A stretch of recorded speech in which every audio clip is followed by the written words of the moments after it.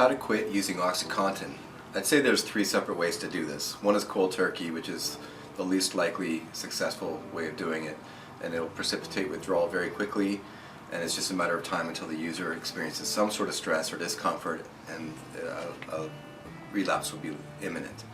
The second way is to do this at home by slowly reducing the dose over a period of several weeks. We're talking about a chronic user of OxyContin in this situation. They can try to wean their dose off, and again, at the end of it, they will go through withdrawal, and it's a very difficult situation to conquer and be successful. The most successful way is to go on to opioid replacement therapy, and instead of methadone, which is the old-fashioned way, nowadays there's a new medication called Suboxone, and instead of a drink like methadone, Suboxone is a pill. It can be taken once a day. It's less likely to be abused, and the main purpose is to avoid going into withdrawal. So the idea is to substitute the OxyContin with Suboxone, get on a comfortable level so they're not going through withdrawal, and then slowly reduce the dose of the Suboxone so they can wean off of it completely.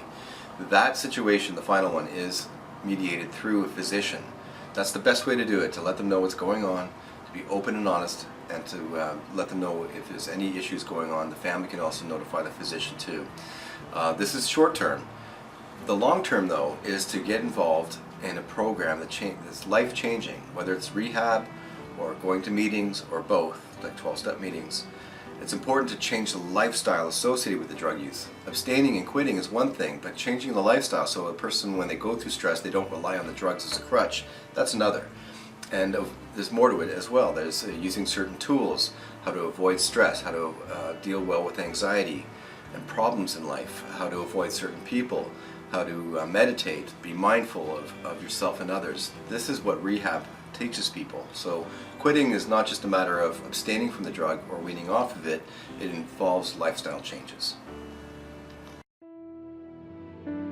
If you or a loved one are looking for help with substance abuse, call our 24/7 helpline at 1-800-615-1067. A caring addiction advisor is awaiting your call.